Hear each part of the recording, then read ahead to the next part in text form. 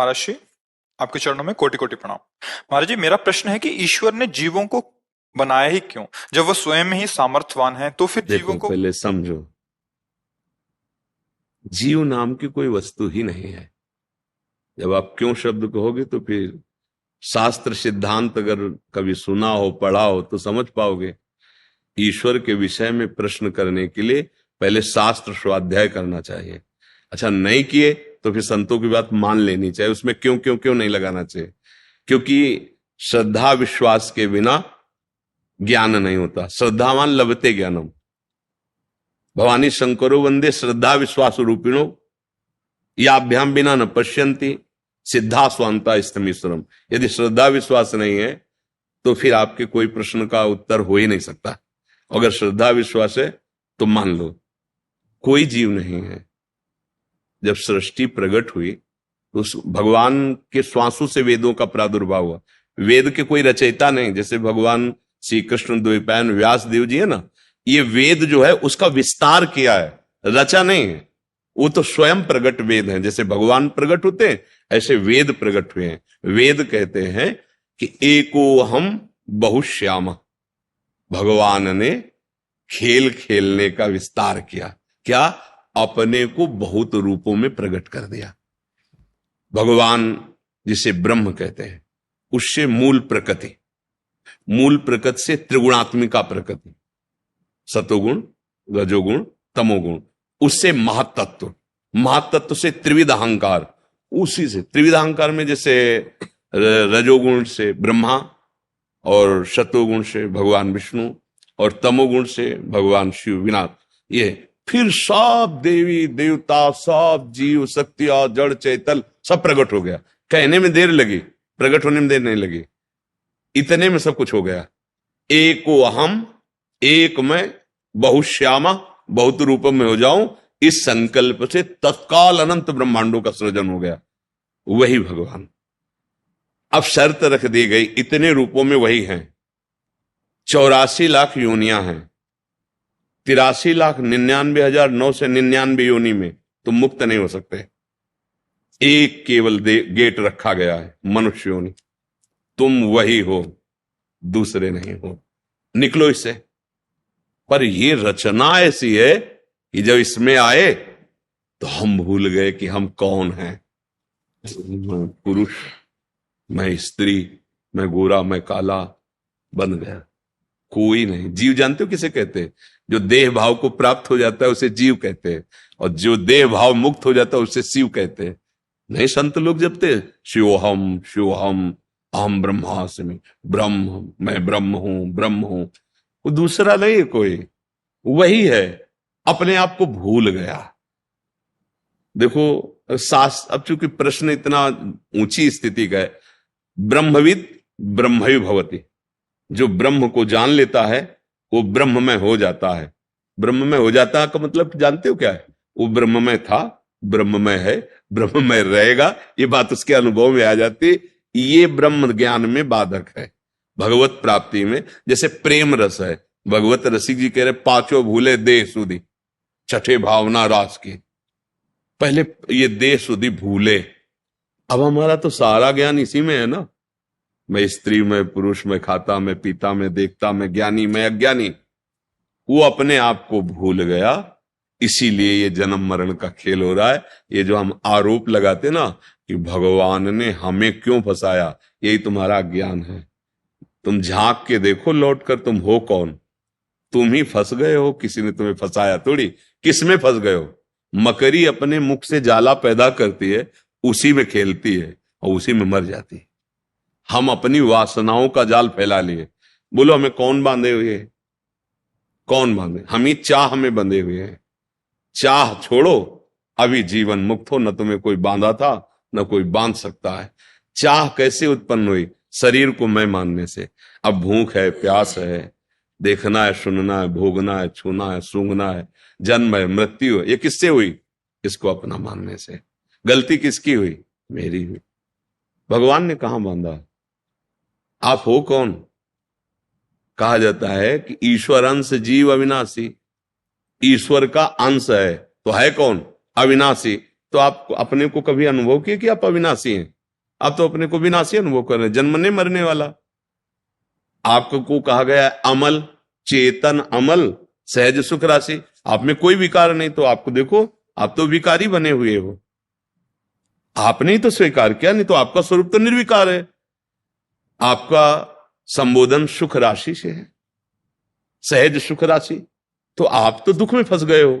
क्यों? क्योंकि आपने स्वीकार किया है। समझा के आपको ही तो छोड़वा रहे हैं, आप ही छोड़ेंगे तो आपको ही अनुभव हो जाएगा। कोई किसी ने कृपा थोड़ी की, कोई वस्तु थोड़ी दी, समझ ठीक हुई, वो वस्तु यही है, अनुभव में आ गई। तरंग क्या है और समुद्र क्या है? आप बिल्कुल विचार करके देखो। वायु विकार समुद्र में तो तरंग हो गया ना, वायु हटी तो समुद्र ही है ना। तो तरंग जब है तो है कौन? आप क्या कहोगे? तरंग शब्द क्यों कहा गया उसे? क्योंकि वायु विकार है ना, वायु विकार हटा दो तो समुद्र ही है ना। बस। जीव क्यों कहा गया? माया से युक्त, माया माने भ्रम, भ्रम से युक्त होकर अपने को देह मानकर कर्ता भोक्ता भाव में विचरण करने लगा। तो मानो जैसे किसी व्यक्ति को कहा जाए ए रिक्शा, तो खड़ा हो गया। वो रिक्शा है क्या यार? पर उसने इतना तदात्म कर लिया है रिक्शा से कि रिक्शा बोलते ही वो खड़ा हो जाएगा। अच्छा, फिर इसके बाद कई बार उदाहरण दिया, पैसा बढ़ा के टैक्सी ले ले, ए टैक्सी, अब वो टैक्सी में खड़ा हो जाएगा, रिक्शा कहने से नहीं खड़ा होगा। हमारी दशा यही है, हम जिस शरीर को प्राप्त होते हैं उसी में इतना हम कर लेते हैं। इसीलिए एक तरह समझो कि उस महान तत्व की निंदा की जा रही, उसे जीव कह के, ए जीव देहाभिमानी। कहां वो पर ब्रह्म परमात्मा का स्वरूप है और वो देह में फंस, कामी क्रोधी लोभी मोही, मान उसकी निंदा की जा रही। क्यों? उसने स्वयं पकड़ लिया, इस भाव को स्वीकार कर लिया। यही ज्ञान के द्वारा हटाओ, और जहां आप आए अपने स्वरूप में, तो न काम है, न क्रोध है, न लोभ है, न मोह है, न मद है, न मत्सर है, न स्त्री है, न पुरुष है, न जड़ है, न चैतन्य है। वेद कहता है सर्वम खलमिदम ब्रह्म। अब जिधर अनुभव ब्रह्म है, ब्रह्म। देखिए भगत लोग अनुभव करते अपने इष्ट को, जैसे गोस्वामी जी के सिया राम में सब जग जान रहे ना, जड़ चेतन जग जीव जत सकल राम। जैसे अपने लोग श्यामा श्याम में सब बिहारी जी हैं, बिहारी जी के सिवा दूसरा कोई है ही नहीं। ये बात समझना होगा।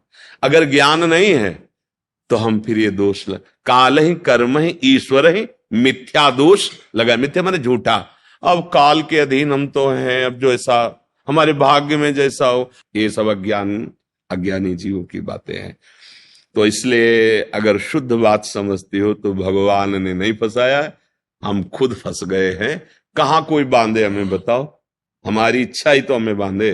हमें प्यारा लगा रूप, हमें प्यारा लगा भोग, हमें प्यारी लगी वस्तु, हमें प्यारा लगा पद, हमें प्यारा लगा रुपया, इसलिए हम ही फंस गए अपने प्रेम को ना समझकर। जो प्रेम हमें अपने स्वरूप अपनी आत्मा भगवान से करना है वो हम नानात्व में कर बैठे। और जब भगवान से करोगे तो उनके सिवा कोई है नहीं, ये अनुभव हो जाएगा। और जब प्रभु से विमुख हो तो ये नानात्व फैल गया। ये अज्ञान मिटाए बिना इस प्रश्न के उत्तर को सुन के भी आप समझ नहीं पाएंगे। बिना हृदय पवित्र हुए नहीं समझ। जैसे दर्पण है आपके पास, पर उसमें मल लग गया है, तब आपको अपना रूप दिखाई नहीं देगा। ऐसे ज्ञान है आपके अंदर, बुद्धि है, पर ये माया मल से ढक गई है। ये बात आपके अनुभव में नहीं आएगी। वो चींटी के अंदर भी आराम से सोता है, अणुअणियान बड़ा सूक्ष्म है, और महतो महियान, ये अनंत ब्रह्मांड उसके एक रोमकूप में वास करते हैं। एक रुए के छेद में अनंत ब्रह्मांड, ब्रह्मांड निकाया निर्मित माया रोम रोम प्रति। इसलिए भजन के बिना ये अध्यात्म नहीं जाना जा सकता।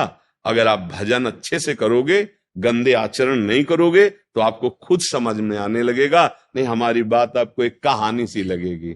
ऐसा कैसे हो सकता है? ऐसा कैसे हो सकता है? ऐसा हो सकता है। जो ऐसा नहीं हो सकता वो भी हो सकता है, जो ऐसा कभी नहीं हो सकता वो भी हो सकता है। कर तुम अकर तुम अन्यथा कर तुम सर्व समर्था सा ईश्वरा। अभी जाने क्या हो, जहां सुई का धागा नहीं जाता वहां से ब्रह्मांड पार कर दे, उसे भगवान कहते हैं। वो इतना सामर्थ्यशाली है। इसलिए बहुत बहुत बहुत होश रहता ही। एक बार सुदामा जी महाराज द्वारिकाधीश से फिर बार बार मिलने ही जाते थे। तो एक बार समुद्र स्नान करने जा रहे थे। तो सुदामा जी ने कहा, प्रभु बहुत ऋषि मुनि कहते आपकी माया बड़ी विचित्र है, बड़ी भयावह है, अब हमको दिखाओ तुम्हारी माया है क्या, माया क्या है। भगवान ने कहा पहले समुद्र में स्नान कर लेते हैं, फिर बाद में बैठ के बात करेंगे। सुदामा जी और प्रभु ऐसे पास ही पास डुबकी मारे। जो ही डुबकी मारे तो सुदामा जी ने देखा कि एक राज्य में पहुंच गए। बड़ा सुंदर नगर है, सुदामा जी का स्वागत हुआ, बड़ा सुंदर रूप। राजा ने माथा रख के प्रणाम किया, आओ महाराज। सुदामा बड़ा अच्छा लग रहा है। और राजकुमारी इतनी सुंदर। बोले महाराज बस हम वर ही खोज रहे थे, आप जैसा वर, भगवान का भक्त, हम तो निहाल हो गए, हमारी कन्या स्वीकार को। उनकी स्वीकृति की जरूरत नहीं, जबरदस्ती ब्याह हो गया, महल और सब हाल। कई लड़का बच्चा हुए, बाद में पत्नी मर गई, 10वें वर्ष व्यतीत हो गए।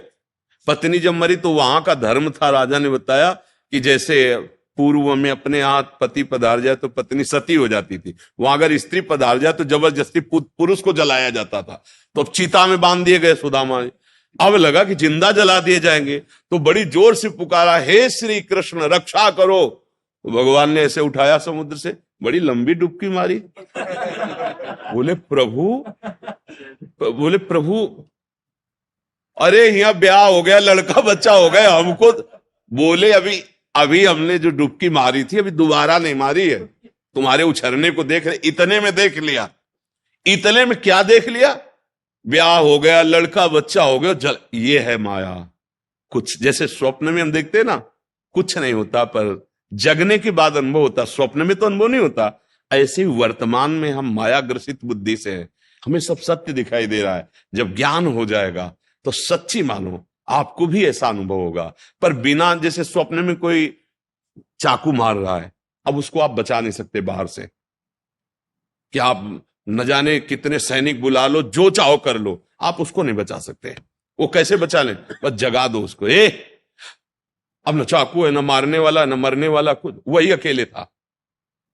शरीर ये पड़ा हुआ है सैया में, कहीं कुछ नहीं, बड़ा ऐसी रूम है, पर चाकू पूरी गले में घुस रही थी और वो रो रहा था, मर रहा था, भयभीत हो रहा था। कुछ नहीं, बस जगा दो उसको, कोई औषधि की जरूरत है। अरे यार, ऐसा नहीं होगा? अरे यार, तो जे ही जाने जग जाए हेराई, जैसे पूरा स्वप्न खत्म, दुख खत्म। जो सपने सिर काटे कोई, बिन जागे दुख दूर न हो, और जगह तो सब खत्म। ऐसे शुद्ध ज्ञान हो जाने पर ये कोई प्रपंच नहीं है, एकमात्र भगवान है। देखो कहीं ना कहीं अपने सबके ऊपर प्रभु की कृपा है। इस कृपा का प्रमाण है कि हमें मनुष्य देह मिला, ये बिना कृपा के नहीं मिलता। जैसे कर्मों से सुख और दुख का विधान पाया गया है, लेकिन मनुष्य शरीर एक कृपा से मिलता है। इसका बड़े भाग मानुष तन पावा, सुर दुर्लभ सदग्रंथन गावा, साधन धाम मोक्ष कर द्वारा, पाए न जे परलोक सम्हारा, सो परत्र दुख पावई, सिर धुनि धुनि पछताए, काल ही कर्म ही ईश्वर मिथ्या दोष लगाए। भागवत में का दुर्लभो मानुषो देहो, देही नाम क्षण भंगुरहा, तत्रापि दुर्लभम मन्नेत वैकुंठ प्रिय दर्शनम। भगवान की कृपा से दुर्लभ मानव देह मिला है। मानव देह में हमें कर्तव्य कर्म मिला है। जैसे आप हमारे किसी राजकीय विभाग में, कोई न्याय विभाग में, कोई शासन विभाग में, ये पूरी सृष्टि हमारे श्री भगवान की है। उसमें जो भी सेवा मिली है वो भगवान की पूजा है, वो सेवा भगवान की ही है। बस इसमें हमें लक्ष्य रखना है कि हमारे जीवन का परम लक्ष्य है कि हमारे द्वारा धर्म विरुद्ध कोई आचरण न बने। और अगर भगवद स्मृति परायण धर्मयुक्त जीवन व्यतीत हो जाए तो जो जहां है वहीं से उसे भगवत प्राप्ति हो जाएगी। हमें शास्त्र सम्मत बात कहते हैं। अगर हम अधर्माचरण करेंगे, शास्त्र के विधान सिद्धांत के विपरीत या कानून के विपरीत, तो वो अधर्माचरण हमें कभी सुख और शांति ये नहीं प्रदान करेगा। चाहे जितना धन हो, चाहे जितना बड़ा पद हो, यदि हृदय शीतल नहीं है, हृदय शांत नहीं है, तो सुख किसे कहते हैं? अशांतस्य कुतः सुखम। जो अशांत है वो सुख का अनुभव कैसे कर सकता है? अभी जो हम बाह्य सुखों को, जैसे एक पद के गर्व जनित सुख होता है या वैभव की विलासता जनित सुख होता है, ये कितने दिन का है? हमारी आयु, हमारा जीवन एक सीमित समय है और वो समय बदला नहीं जा सकता। जैसे मानो हमारा अभी समय पूरा होने को हो, हमने 50 वर्ष संपत्ति कमाई और वो संपत्ति देकर कहें कि मेरी एक श्वास और बढ़ा दो, तो नहीं बढ़ेगी। मतलब 50 वर्ष की श्वासों को जहां खर्चा किया, उस वस्तु से, उस धन से हम एक श्वास भी नहीं खरीद सकते। इतनी कीमती हमारी श्वासें हैं। यदि हम इन श्वासों में राम कृष्ण हरि भगवान नाम नहीं जपा और धर्म युक्त अपने कर्तव्य का पालन नहीं किया, तो हम अपने साथ बहुत धोखा कर रहे हैं।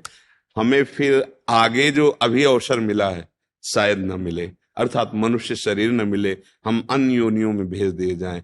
बड़ी कृपा है कि आप पद में युक्त होते हुए भी संत समागम का महत्व दिया, आप यहां पधारे, कृपा करी। अब हमारी प्रार्थना है कि आपके ऊपर निश्चित भगवान की कृपा है, क्योंकि अब मोहि भाव भरोसा अनुमंता, बिनु हरि कृपा मिले नहीं संता। यदि आप यहाँ विराजमान हुए तो मेरी लाडली जी की कृपा है आप पर, हरि की कृपा है। अब ऐसा हम सावधान रहे कि अभी तक जो हुआ उसके विषय में प्रश्न नहीं, लेकिन अब जो आगे जीवन है उसमें प्रश्नवाचक चिन्ह न लगे।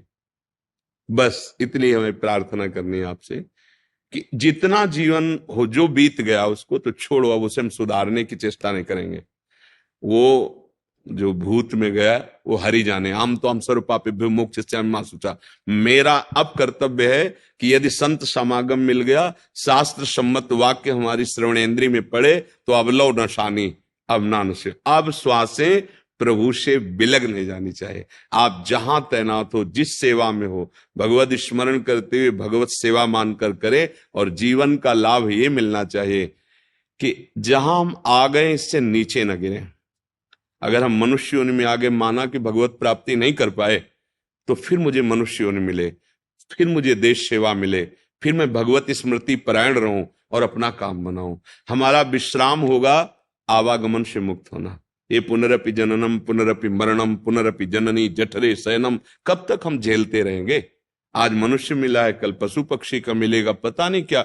अब हमको इसे रोकना होगा, तभी हमारा ज्ञान सार्थक है, तभी हमारा पद सार्थक है। जब हम अपने आप को परम पद में पहुंचा दें, वो है भगवान की प्राप्ति। मनुष्य जीवन का परम लाभ है भगवान की प्राप्ति। इसलिए जहां भी हो, जैसे भी हो, हमारे लाडले प्रभु के हो, नाम स्मरण और धर्म युक्त आचरण, बस दो ही पाए। समस्त शास्त्रों का सार दो ही पाया है। तुम्हारे आचरण, तुम्हारा चरित्र पवित्र हो और नाम स्मरण हो, तो त्रिभुवन पर विजय प्राप्त कर लेंगे। कोई भी आपको परास्त नहीं कर सकता। हमारा जब चरित्र बिगड़ जाता है तो रावण जैसा बलाभिमानी, तपाभिमानी, त्रिभुवन में अद्वितीय, बल में, विद्वता में और ऊंचे कुल में पुलस्त्य जी का, लेकिन चरित्रहीन होने के कारण मारा गया। चरित्रहीन होने के कारण राक्षस कहा गया। चरित्र ही हमारे देश में पूजनीय है। जिसका चरित्र पवित्र है और जो धर्म युक्त भगवत स्मरण परायण है, वो महात्मा, ये चाहे पैंट शर्ट में हो, चाहे धोती कुर्ता में हो, चाहे किसी रंग में हो। अगर ये नहीं है, चरित्रहीन है, तो कोई भी हो धूर्तता ही है, अधर्म ही है। चाहे किसी भी भेष में हो, वो दंड का अधिकारी है। प्रगट में अगर दोष नहीं खुल रहा तो वो अव्यक्त परमात्मा उसे दंड देगा। वो कभी शांति और सुख को प्राप्त नहीं हो सकता। इसलिए मनुष्य जीवन का लाभ हम सब ले, नाम जप करते हुए धर्माचरण, जो कर्तव्य मिला है उसका निर्वाह करें। राधे राधे, श्री हरि। मेरा यह प्रश्न है, मैं आपकी प्रिय सखी कैसे बनूं? हमारी स्वामिनी है राधा रानी, हम उनके चरणों में। तो अगर तुम राधा राधा जपोगे तो हमारे भी और हमारे प्रीतम श्याम सुंदर और हमारी लाडली जू अर्थात श्यामा श्याम की और मुझदास की अत्यंत प्यारी रहोगी। राधा राधा जपो और जैसा मम्मी पापा आदेश करें वैसा जीवन में। ये ध्यान रखना, कभी अपने माता पिता से छुपाव करके कोई व्यवहार न करे। माता पिता पहले गुरु होते हैं। हर बात अपनी माता पिता को कहे, माता पिता जो तुम्हें निर्देश करें वैसे चलना और राधा राधा बोलना, तो हमारी प्राण प्रिय हो जाओगी और हमारे प्रभु श्यामा श्याम की हो जाओगे। समझ गए?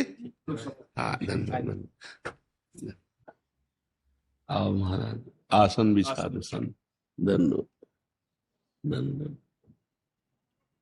आओ महाराज, सुनते आसन दीजिए। दंड दंड। क्या आज्ञा है आप संतों की? अरे महाराज जी, आप तो दर्शन देने आए हो। शरीर ऐसी स्थिति में तो जा के संतों के दर्शन करने चाहिए। तो कृपा करके आप सब संत जन दर्शन देने आते हैं। बड़ी कृपा है प्रियाजू की और आप सब संतों की, जो आप दर्शन देते हैं। यही हमारे जीवन का परम लाभ है कि भगवान हम पर अपनापन करके अपने जनों को भेजते हैं। उनके दर्शन से हमारा हृदय ऐसा अनुभव करता है कि मेरे ऊपर प्रभु की कृपा है। अगर उनकी कृपा ना होती तो ये असंग महापुरुष जो प्रभु के रंग में रंगे हैं, ये क्यों आते हैं? इनको क्या जानना है, क्या पाना है? इनको किसी का आशीर्वाद या कोई ज्ञान जानने की जरूरत थोड़ी रह गई। जो राधा राधा बोलते हैं, श्याम श्याम बोलते हैं, राम राम बोलते हैं, सिया राम बोलते हैं, इससे बड़ा कोई ज्ञान नहीं, इससे बड़ी कोई जानकारी नहीं। जिसके हृदय में बात बैठ गई कि प्रभु का नाम जो गुरुदेव ने दिया है सब ज्ञान की पिटारी है, सब वैभव ऐश्वर्य, यहां तक कि प्रभु का प्रेम उसी में समाया हुआ है। अब क्या जानना है? ऐसे महापुरुष संत जन आकर जब मिलते हैं तो फिर लगता है जो प्रभु मोहि अनुग्रह की ना तो तुम आई दर्शट दीना। अगर प्रभु हम पर कृपा न करते तो आप सब जन आकर दर्शन न देते। प्रभु की बड़ी कृपा है, आप दर्शन लेने नहीं दर्शन देने आए हैं, कृपा करने आए हैं सब जन।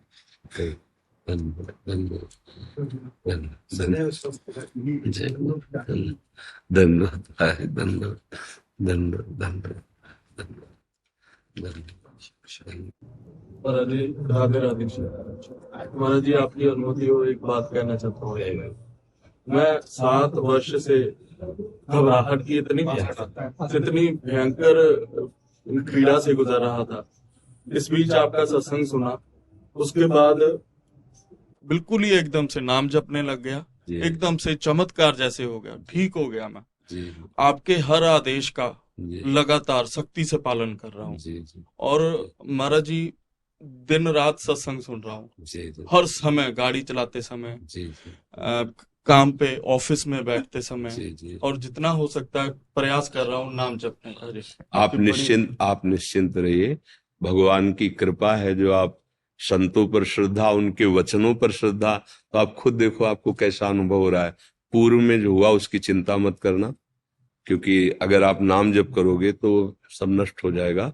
आगे गलती ना होने पावे, अगर हो भी जाती है तो रुकना नहीं, डरना नहीं, झुकना नहीं। ऐसा होता है ना कि अब फिर फिसल गए, अब क्या, नहीं। अगर कभी गलती हो जाती है तो हमें टूटना नहीं चाहिए। 1000 बार गलती हो, हमको उत्साह पूर्वक रौंदना है। ये जो गलती कराने वाले दोष हैं इनको हम रौंदेंगे। हमारे पास नाम है, हमारे पास गुरु का बल है, भगवान का आश्रय है। बस निराश मत होना, बहुत कृपा है। इसी जन्म में यदि भगवत प्राप्ति हो जाए तो जीत गए यार। न जाने कौन कौन सी योनियों में गए, आज हमें मनुष्य योनि मिली, फिर हम गंदे आचरण करके फिर गिर रहे हैं। भगवत कृपा हुई जो आप संभल रहे हो, ऐसा संभलो कि अब गिरने के चांस न रह जाए। उस महान कृपालु वो है, कोई ऐसी जगह नहीं जाना हो, वो है। देखो खुद आप अनुभव करो, उसकी बात मान गए तो आपको कैसा लग रहा है, और अगर वो मिल जाए, उसके जन तुम्हें कैसे लग रहे हैं जो उनके तुच्छ दास हैं। अगर वो मालिक तो कैसा लगेगा, निहाल हो जाओ, क्योंकि उसी के बच्चे हो, उसी के अंश हो। उससे विमुख होने के कारण ये सब माया हमें परेशान कर रहे। जहां सम्मुख हुए तो ई परलोक सकल सुख पावत, इस लोक में भी और परलोक में भी। मितेश सोनी जी गुजरात से। राधे राधे। राधे राधे महाराज जी। महाराज जी, कर्म का फल सबको मिलता है, चाहे बुरा हो या अच्छा। लेकिन कुछ बुरे कर्म जैसे भ्रष्टाचार, बलात्कार और हत्या, ऐसे कर्मों का फल कई बार देखा गया है कि इस जन्म में तो मिलता ही नहीं है। तो इसकी वजह से समाज में ऐसे कर्म करने आप कितना देख पाए हैं? आपकी दृष्टि कितनी, किसका प्रश्न है? आपकी दृष्टि कितनी है? जब चोरी किया, पुलिस पकड़ के ले गई तो 2-4 थप्पड़ रास्ते वाले देखे, लेकिन थाने के अंदर जो उसके, और इसके बाद जो वहां कानूनी सजा होकर पूरे जीवन भर जो उसको दंड मिलता है, आपकी दृष्टि वहां तो नहीं है ना। ऐसे जैसे पाप कर्म कर रहे इस समय, पुण्य कर्म का प्रताप चल रहा है तो एक कांटा भी नहीं लगेगा। जब तक वो पुण्य है तब तक चलता रहेगा। इसके बाद जब वो पुण्य खत्म होगा जिसके प्रभाव से बच रहे थे, और पूर्व का पाप और अभी का पाप ये दोनों मिलेंगे, उसके देखने लायक अपनी दृष्टि नहीं ना। अगर दिव्य दृष्टि हो तो देखने को मिल जाए, और अपने पास दिव्य दृष्टि तो है नहीं। पर इतना देखा कि हथकड़ी लगा के थाने के अंदर ले गए, कि उसको फिर ले जाते थे न्यायालय में। वहां जो दंड मिलता, क्या सभा में फांसी दी जाती है क्या? एकांत में दी जाती ना। ऐसे आपने पाप जो किया है उसका फल एकांत देश है नरक, उसमें दंड मिलता है। और फिर कुछ जो पाप बचते हैं फिर उनके अनुसार उसका अगला जन्म कर दिया जाता है।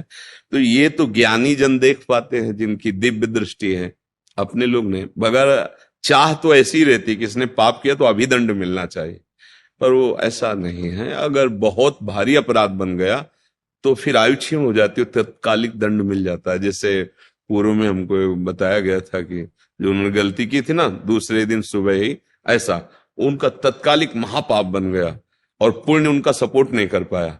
नहीं तो अगर पुण्य सपोर्ट करता तो न्यायालय में बात जाती, वर्षों चलता, फिर उनको दंड मिलता। ऐसा है। ये भागवतिक विधान बड़ा सूक्ष्म है, ये निर्णय होता है ज्ञान के द्वारा। अब अपनी अज्ञान बुद्धि से उसका कोई बहुत धर्मात्मा है, बहुत अच्छे से चलता है, और पग पग पर उसको विपत्ति देखी जाती है, परेशानी देखी जाती है, वैसा लगता है क्या होगा, बड़ा दान पुण्य करता है, भजन करता है, धर्म से चलता है, इतना दुख देते हैं। और वो अगला आदमी जो है मस्ती कर रहा है, धर्म का उल्लंघन कर रहा है और बड़े मौज से रह रहा है, तो विपरीत दशाएं देखी जाती है। आज का सत्संग सुना था क्या आपने? सुना था ना? हाँ, तो बस सत्संग से जो विवेक प्राप्त होता है उसी से समझा जा सकता है। धृतराष्ट्र जी ने यही प्रश्न किया था कि जो धर्म आचरण नहीं करते हैं और पाप करते हैं, और एक होते हैं धर्म भी करते हैं और पापी भी करते हैं, तो क्या उसका वो पुण्य वाला कार्य उसके पाप को नष्ट कर देता है क्या? उनका नहीं, वो अलग विभाग है, वो अलग। एक है जो नष्ट कर सकता है, भगवान का आश्रय और भगवान का भजन। तो बड़ा सूक्ष्म है। बका चाहत तो यही होती है कि अभी अपराध करे, अभी दंड मिले तो सब कोई देखे तो भयभीत हो जाए। पर ऐसा यहाँ का भी कानून नहीं है, तो फिर सरकारी जो भी है तो भगवान के ही सब, जितने भी अस्त्र शस्त्र विधान बने ये सब शास्त्र सम्मत ही बने हुए हैं। क्योंकि जो भी महापुरुषों ने बनाया है ना, वो शास्त्र सम्मत ही बनाएंगे।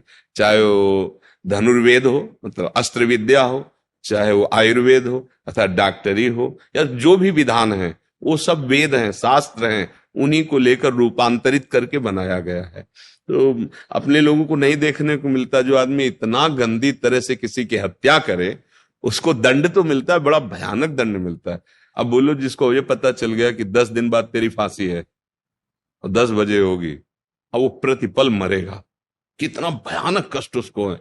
इसलिए तो शारीरिक दंड मिला, इसके बाद उसको नारकी दंड मिलेगा। जैसे थाने में पिटाई हुई तो पूरा हिसाब थोड़ी हो गया, अभी तो न्यायालय से दंड विभाग उसे दंड निश्चित करेगा और फिर जेल में मिलेगा। तो इसलिए बहुत डरना चाहिए कि हमसे पाप कर्म ना हो। पर वो माया इतनी विचित्र है कि हो ही जाते हैं।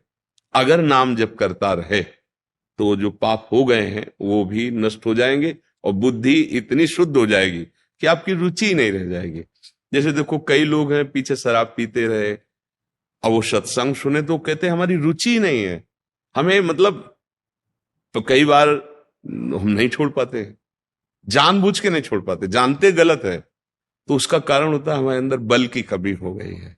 जो अध्यात्म बल है जिसके द्वारा हम इंद्रियों को रोक सकते हैं, वो विषय सेवन से नष्ट हो गया।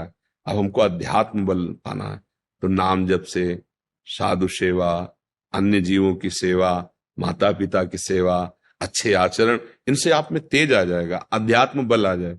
शरीर भले रुग्ण हो, मतलब शरीर रोग से लेकिन अंदर से कोई दुखानुभूति नहीं होगी, एक आनंद बना रहेगा। और ये शरीर तो जाएगा, चाहे स्वस्थ हो चाहे बीमार हो। अब जहां जाएगा तो बहुत बढ़िया कमाई की है, इसलिए बहुत आनंद रहेगा। और ऐसी कमाई की जो बहुत बुरी है तो फिर बहुत दुख मिलेगा।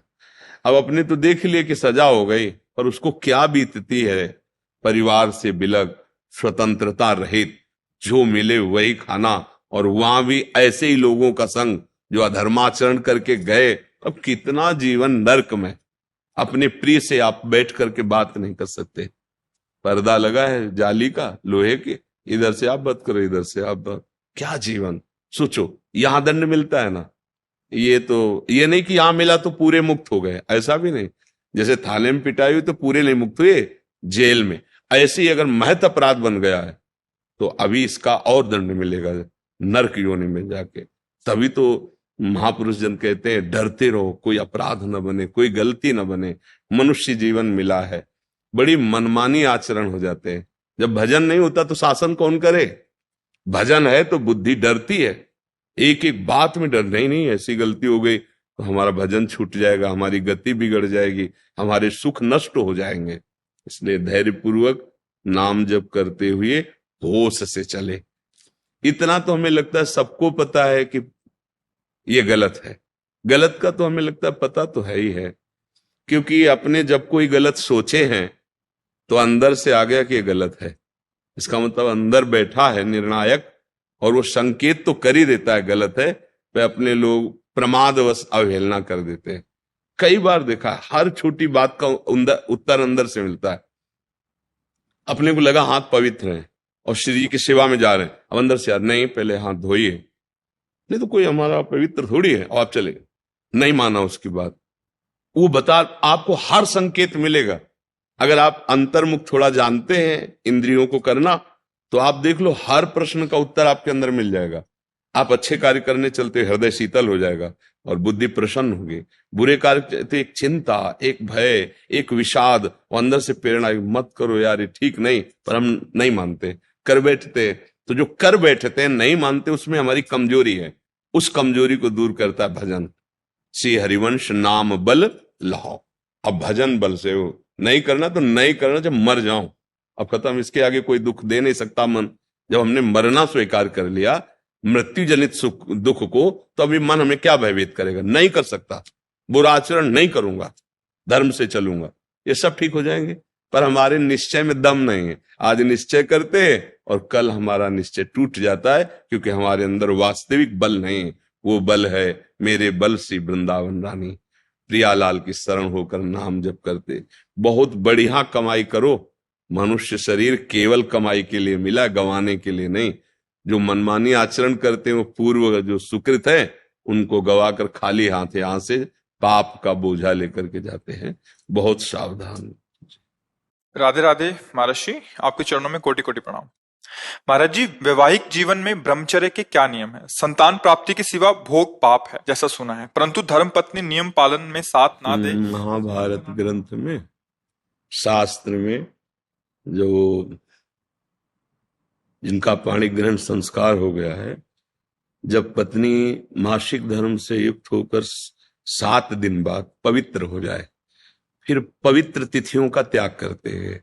जैसे एकादशी है या पूर्णिमा है या भगवत जन्मोत्सव है, राधाष्टमी, कृष्ण जन्माष्टमी, रामनवमी, नवदुर्गा आदि, इन पवित्र तिथियों का त्याग करते हुए महीने में एक बार, ऐसा शास्त्र सुन। पर उसे हम इसलिए व्यक्त नहीं करते कि जितना अधिक दोनों मिलकर संयम कर सको अच्छा है, पर यदि नहीं संयम तो एक बार का लिखा है कि जब तक मासिक धर्म से युक्त माताएं बहनें रहती तब तक स्पर्श भी न करे, मतलब उस भावना से। और जब पवित्र हो जाए तो एक बार के लिए, ऐसा शास्त्र में वर्णन है, तो वो पवित्र रहेंगे और उस शरीर स्वास्थ्य भी ठीक रहेगा और संतान उत्पत्ति के लिए भी मंगल में माना गया। अब जैसे संतान हो गई है और हमारी वासना अभी शांत नहीं हुई है, तो ऐसा अन्य की तरफ न देखे, धर्म से चले, तो इसमें कुछ सुख है नहीं ऐसा अनुभव हो जाएगा। बहुत देखे हम तो, बिना पढ़े लिखे गांव के लोगों को देखा है कि 1-2 संतानें हो गई तो घर के बाहर लेटने लगे परिवार से, क्योंकि वास्तविक इसमें सुख नहीं है। हमारा जो मन है जिस सुख की चाह कर रहा है, आप खुद देखो, गृहस्थ हो आप लोग, आपको हर बार एक नई तृष्णा जगती है, एक नया चाव भोगने का होता है, वो चिंतन के कारण। ऐसे इस शरीर से नहीं तो इस शरीर से, इस प्रक्रिया से तो नहीं इस प्रक्रिया, और उन प्रक्रियाओं को, उन शरीरों को भोगता है, पर फिर भी एक नई तृष्णा, मतलब सुख नहीं मिला। नहीं तो ऐसा ना जैसे हम प्यासे पानी मिल जाए तो हाँ भाई, तृप्ति हो गई। जैसे केवट जी कह रहे हैं, अब कछुनाथ न चाहिए मोरे। तो हमारा जो मन सुख मांग रहा है, वास्तविक वो सुख निरंतर वाला मांग रहा है, जिसमें दुख का लेश न हो और आनंद ही आनंद हो। अब हमारा ज्ञान के कारण चिंतन बदल गया, हम देहाभिमान भाव से हो गए कि मैं पुरुष हूं। अब हमारी मांग 5 ज्ञानेंद्रियों और मन के सहित मना कष्टान इंद्रियाणी प्रकृति स्थान कर सती। अब वो प्रकृति से सुख चाहने लगा, हर इंद्रिय हमारी प्रकृति भोग में। और इसका नाम भगवान ने गीता में रखा है दुखालयम अशाश्वतम। तो हर भोग का अंतिम परिणाम खाली हाथ, अशांति और भारी भोग तृष्णा। जो जितना भोगता है उतने कामी होता जाता है। जैसे आग में घी डालते रहो तो बढ़ेगी ना, ऐसे भोग तृष्णा है। तो अपनी भोग तृष्णा हम पूरी त्याग नहीं सकते, इसलिए हमारे को प्रवृत्ति मार्ग मिला है। गृहस्थ धर्म, पाणिग्रहण संस्कार, धर्म पूर्वक पत्नी को स्वीकार करके दोनों एक दूसरे की मनोवृत्तियों को मिलान करें। धर्मयुक्त अर्थात एक दूसरे से प्रेम बनाए हुए आजीवन, अन्य दूसरे का कैसी भाव से। तो जितना अधर्माचरण होगा उतनी वासना बढ़ती चली जाएगी, और जितना धर्माचरण होगा तो धर्म के प्रभाव से वासना शांत होती चली जाएगी। तो इसीलिए व्रत नियम लगा दिया गया कि आपने जो पाणी ग्रहण किया है बस उसमें, और उसमें भी 1 महीने में एक बार, जो हमने शास्त्रों में पढ़ा कि मासिक धर्म के 7 दिन, 7-8 दिन तक बिल्कुल नहीं, और जब वो पवित्र हो जाए तब फिर ऐसा करें। ऐसा अभी परसों ही वो चीजें हम सुनाते इसलिए नहीं है कि भ्रष्टाचार बढ़ा हुआ, कौन धर्म की बात मानेगा। गर्लफ्रेंड बॉयफ्रेंड, आज ब्रेकअप दूसरे के साथ, फिर कल उससे, ये क्या है, ये क्या है? ये संस्कार है हमारी नई पीढ़ी के।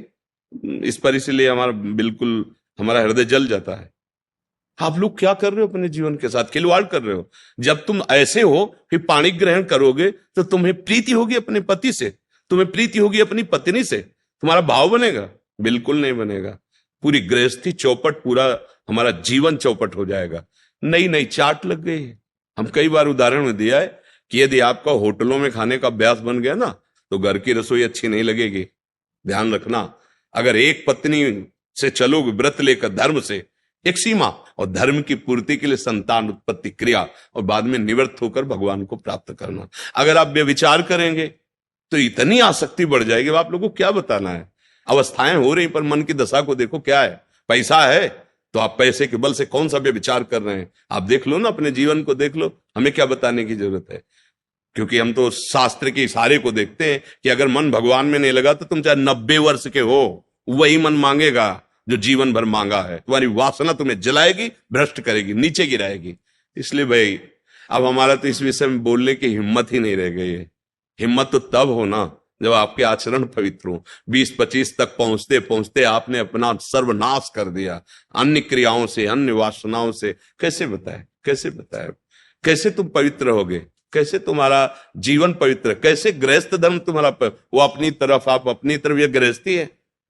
अरे दोनों एक, चाहे दुख आवे चाहे सुख आवे, बाहु से बाहु मिला करके आगे बढ़ते हुए धर्म पूर्वक, तो संतानें पवित्र उत्पन्न होंगी। समाज में आप सुख वर्धन करने वाले बनेंगे, नहीं आपस में एक दूसरे से विरोध होगा। और फिर तो बच्चा समय तो ऐसा आ रहा है कि अब धर्म ग्रंथों में जो लिखा हुआ है, लिखा हुआ ही केवल है। विदुर जी महाराज के वचन है कि जब स्त्री मासिक धर्म से पवित्र हो जाए तब पुरुष संतान उत्पत्ति की भावना से, अब मान लो संतान उत्पत्ति नहीं चाहिए, अब वासना है, तो अन्य जगह जाने की जरूरत नहीं है। आपने धर्म पूर्वक दोनों ने स्वीकार किया है, वहां कोई पाप नहीं होगा। अन्य जगह पाप हो जाएगा, अन्य जगह बुद्धि भ्रष्ट हो जाएगी। और अगर दोनों मिलकर धीरे धीरे इसके रहस्य को जान जाओ कि इसमें सुख नहीं, अंतराय बढ़ाते चले जाओ, तो दोनों महात्मा हो जाओगे, दोनों भगवत प्राप्ति के योग्य हो जाओगे। ऐसे चला है। देखो प्रीति में सुख है, प्रीति में सुख है। वास्तविक देखो, जब आपको किसी से प्रेम हो जाता है वास्तविक, वो काम चीज अलग है, चेष्टा अलग है, काम चेष्टा, काम क्रिया। प्रीति, तो प्रीति में उसके दर्शन से, संभाषण से, उसको खिलाने से, पिलाने से, उसको सुख देने से एक हृदय में विशेष आनंद आता है। अपने प्यारे को सुखी देख करके एक सुख आता। अब यहां क्या है, अपने प्यारे से प्यार नहीं है, स्वार्थ खेल रहा है, वासना खेल रही है। आप देखो ना, नहीं ऐसा नहीं हुआ है। अगर ऐसा भी हुआ है कि पाणी ग्रहण संस्कार हो गया, फिर पति के पैर टूट गए या किसी तरह, तो पूरे जीवन तन मन से वो उसको सहयोग किया है और लोकों पर विजय प्राप्त की, पुण्य लोकों पर विजय प्राप्त। अब क्या, आप स्वस्थ हो, आपके पास अगर उनकी मनोकामना पूर्ण करने लायक अर्थ नहीं तो वो आपकी नहीं, वो आपकी मनोकामना के विपरीत हो तो वो आपकी नहीं। ये कोई प्रेम है, ये कोई धर्म है, ये कोई बाजार की वस्तु है? आज का समाज, भगवान बचावे, हमारी मति गति के तो परे है, पर आप सब हमारे घर के हैं, आप हमारी आत्मा हैं, इसलिए हम सलाह देते हैं, जो हुआ सो हुआ, अब सुधार लो। ऐसे आचरणों से किसी को ना यहां शांति मिलेगी ना परलोक में शांति मिलेगी, बिल्कुल नहीं। ये सब अधर्माचरण है। धर्म पूर्वक चलोगे तो निश्चित जो एक योगी को परमात्मा मिलता हो आपको मिल जाएगा, क्योंकि आपका मार्ग प्रवृत्ति मार्ग है। धर्म पूर्वक पाणी ग्रहण संस्कार करो, अतिथि सेवा, साधु सेवा, परिवार सेवा, समाज सेवा, देश सेवा करते हुए भगवत प्राप्त हो। दोनों की बात है, लक्ष्य दोनों का भगवत प्राप्ति, मंगल है, धर्म है। तो अपने अपने धर्म से चला जाए तो आज भी शांति है, विश्राम है। देखो, आपको केवल अपनी पत्नी से प्यार हो और उसको केवल आपसे प्यार हो, आप पूरा काम करके आए 10-12 घंटा बाहर से, जब घर आएंगे ना तो देखने मात्र से थकान मिट जाएगी। प्यार का एक व्यवहार, प्यार का एक वातावरण और संबंध नहीं, केवल आप देखने को पति पत्नी हो। तो जब थकित आएंगे तो आग तुम्हारे हृदय जल जाएगा। उसका अलग व्यवहार, उसका अलग व्यवहार, क्या जीवन। अब सोचो, प्रवृत्ति स्वीकार किया तो क्या जीवन। अब वो कैसे स्वीकार करे आपको, या आप उसे कैसे स्वीकार करे? आपके पास पैसा है, दसियों लोगों से आपका व्यवहार है, अब मानसिकताएं बदल रही हैं बहुत बहुत। इसलिए अगर मंगल चाहते हो यहां और वहां तो होश में हो जाओ, नहीं हर कर्म का फल आपको मिलेगा। तो देखते हो ना, जेल में आ जाकर जानकारी करो तो आधे से ज्यादा लोग इसी में बंद हैं। तो जब यहाँ की जेल कानून, तो आपको परमार्थ का जो अध्यात्म का है जो निर्णय है वो तो दंड मिलेगा ही। ऐसा नहीं कि जो मनावे सो कर लो। इसलिए धर्म से चलो, नाम जप करो, पवित्र भोजन पाओ। और ये जरूर ध्यान रखो, अगर आप अपने माता पिता की सेवा नहीं की, जो घर में वयोवृद्ध जन है, जो अब वास्तविक उनको आपकी जरूरत है, तो आप कितना भी धन कमा लो कभी शांति प्राप्त नहीं कर सकते। जिसने अपने माता पिता को वृद्धावस्था में दुत्कार दिया, उनकी सेवा नहीं की, कोई भी हो, कहीं भी हो, उनकी जो पोषण वृत्ति तुम्हारे प्रति वो तो कभी साथ देगी नहीं। चाहे जितना वो कष्ट में, वो यही चाहेंगे मेरे बच्चा और बहू सुखी रहें। लेकिन सिस्टम, जो विधान है, वो आपको चैन नहीं लेने देगा। आपके बच्चों के ऐसे आचरण आगे होंगे कि आप जिंदा जलोगे हृदय में देख देख कर और अशांत रहोगे। बहुत धर्म से चलो, माता पिता साक्षात भगवान है। कैसा प्यार दिया है यार, मेहनत करके एक एक पैसा जोड़कर ट्यूशन पढ़ाया, पढ़ा लिखा, अब नौकरी मिल गई, और वो जो पूरा जीवन आपके लिए, अब वो आपको खटकने लगे हैं। नहीं, नया ब्याह किया, देश विदेश घूम रहे हो, उनको पानी की जरूरत है, खवाने पियाने की जरूरत, छोड़, कभी शांति नहीं मिलेगी। माता पिता की सेवा, हाँ धन कमाओ, खूब कमाओ, पढ़े लिखे हो, धर्म पूर्वक, पर नियम ले लो। अगर ब्याह ना हो तो ब्रह्मचर्य रहो, किसी को स्वीकार करो। भोग वासना है तो ब्याह स्वीकार करो, और जिसको स्वीकार करो, फिर अगर वो विपरीत भावना से निकल जाती है तो राधा राधा राधा तेरा मार्ग लग, मतलब मेरे भाग्य में विषय सुख नहीं है, अब मैं निश्चिंत होकर अपने माता पिता की सेवा करूंगा, जैसे भी बनेगा जीवन निर्वाह करूंगा, असत आचरण नहीं करूंगा। अगर फिर कहीं संयोग बन जाता है तो फिर उसे धर्म से स्वीकार कर लो। चलो कलयुग है, फिर स्वीकार, अधर्म आचरण नहीं, व्यभिचार फिर भी नहीं, क्योंकि वो तुम्हारी दुर्गति कर देगा। व्यभिचारी को कभी शुभ गति नहीं होती। और आज शौक है इस बात का, ये नरक की सर्टिफिकेट है। भगवान बोल रहे हैं, त्रिविधम नरकस्येदम द्वारम नाशन मात्मना कामः क्रोधा तथा लोभा तस्मात् देत्रेयन्ते। काम, क्रोध, लोभ, ये नरक की सर्टिफिकेट है। अगर अधर्म पूर्वक इनका भोग करोगे, जैसे आप अपनी पत्नी से, तो ये धर्म है। अगर अधर्म पूर्वक आप पत्नी से भी अपने अधर्म पूर्वक राक्षसी भाव में आ जाएं तो आप दंड के अधिकारी, यहां भी नहीं अधिकारी, वो जाके शिकायत करे तो आप ये कानून दंड देगा ना। पत्नी है पर आपने राक्षसी प्रवृत्ति का अगर प्रयोग किया तो यहां भी दंड है, तो आप भागवतिक दंड से कैसे बच जाएंगे? बहुत सावधानी से। काम क्रोध मद लोभ सब नाथ नरक के पंथ। ये पैसे के बल से, प्रभाव के बल से व्यभिचार प्रवृत्तियों में उतरना मानो नरक की सर्टिफिकेट। तुम्हारे कर्म तुम्हारे ऊपर लागू हो जाएंगे। आप भले सुधर गए हो, पर वो जो बोया है उसको काटना पड़ेगा। अवश्य में भोक्तव्यम। इसलिए भाई बहुत होश से, भगवान की कृपा है कि हम आप मिलकर धर्म शास्त्र की वार्ता कथन श्रवण कर रहे हैं, तो इसको व्यर्थ न जाने दें।